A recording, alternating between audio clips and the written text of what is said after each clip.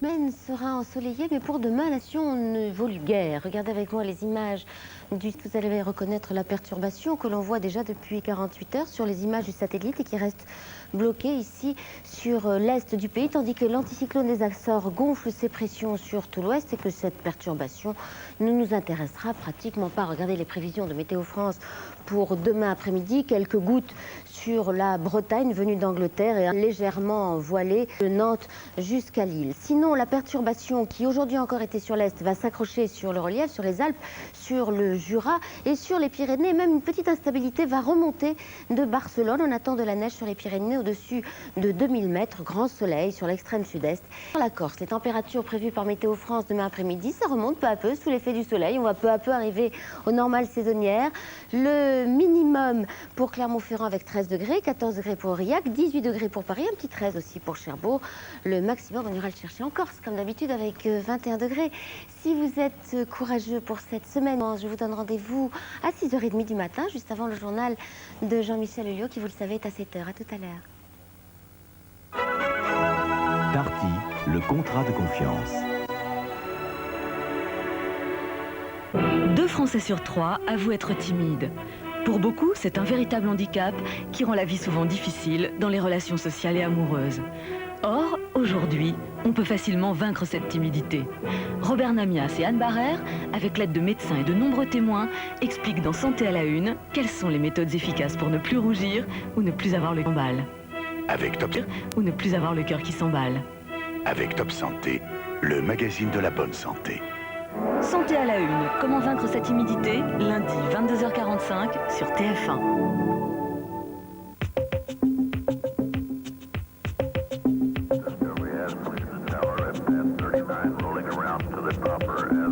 Oh, mais vous avez la folie des grandeurs, mon petit. C'est moins blanc, je sais ce que c'est comme couleur. Le blanc.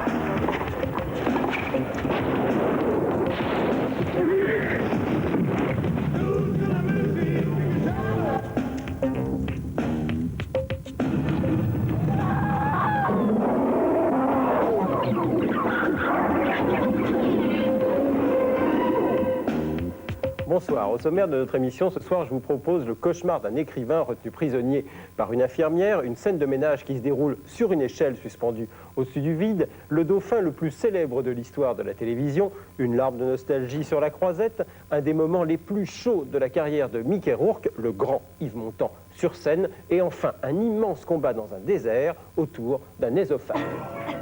Ce combat, c'est la réédition choc chez Fox Video, la trilogie de la guerre des étoiles de George Lucas, avec bien sûr la guerre des étoiles, mais aussi l'Empire contre-attaque et le retour du Jedi. 15 ans après le premier film de la série, l'effet est toujours le même, on est scotché devant notre poste et on pourrait se faire passer à l'infini, on ne s'en lasse pas. La preuve, quand le troisième de la série, le retour du Jedi, est sorti en salle, ça a été le film qui a fait le plus d'entrées dans l'histoire du cinéma.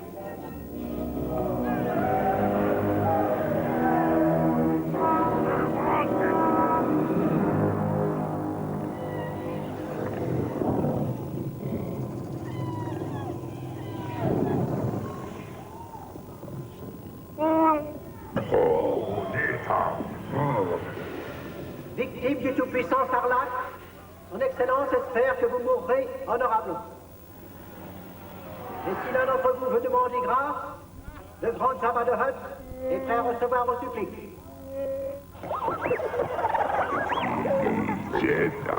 Cispéo, tu vas dire à cette espèce de grosse limace baveuse et véreuse qu'aucun de nous ne lui fera jamais ce plaisir.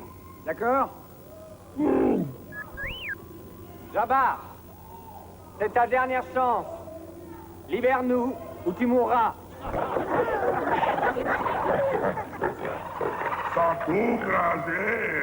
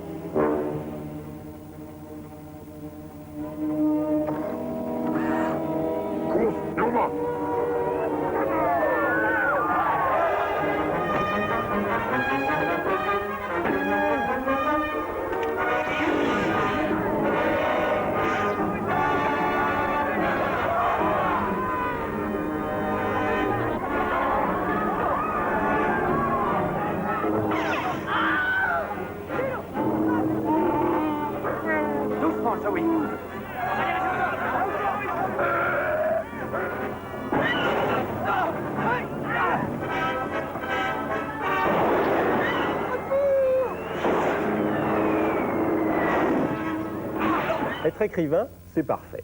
On décide en toute impunité de donner la vie, de donner la mort à ses héros. Et c'était le cas de Bob, qui joue dans Misery, le dernier film de Rob Reiner qui vient de sortir chez Pathé Vidéo. Jusqu'au jour où Bob a eu un très très grave accident et qu'il est devenu un écrivain nettement plus dépendant et nettement plus isolé. Heureusement, une infirmière décide de lui porter secours et elle se déclare être sa plus grande fan. La preuve, elle a lu tous ses livres, y compris le dernier manuscrit qu'elle a trouvé lors de l'accident. Et ce dernier livre, elle ne l'aime pas du tout. Et ça, c'est vraiment dommage pour Bob.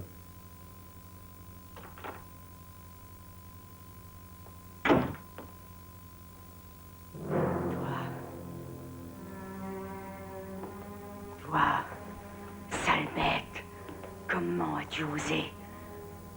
Elle ne peut pas mourir. Misery Chastain ne peut pas mourir.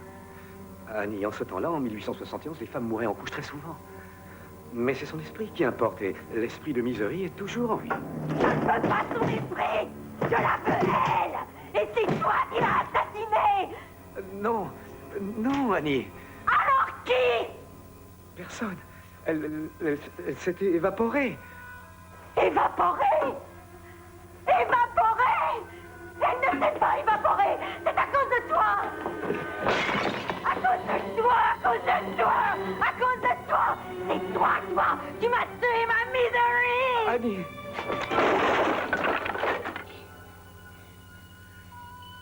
Je te croyais bon, Paul. Mais j'ai fait une erreur.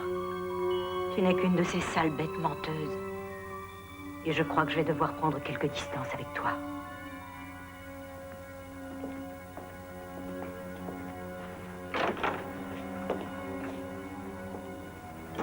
Et il est inutile d'espérer le moindre secours de l'extérieur. Ni des docteurs, ni de ton agent, ni de ta famille. Je n'ai appelé personne. Personne ne sait que tu es ici. Et à ta place, je prierai le bon Dieu qu'il ne m'arrive rien.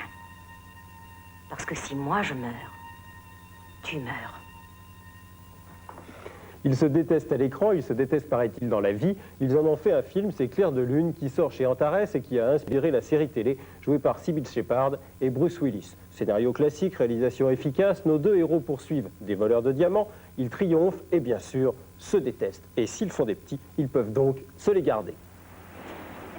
Bon, maintenant attrapez l'échelle et commencez à descendre. Non, j'ai peur de bouger. N'ayez pas peur, vous n'avez rien à craindre. Je voudrais bien vous y voir. Je suis sûre que vous auriez peur. N'importe qui aurait peur à ma place. Venez pour m'aider. David! Je vais tomber, David!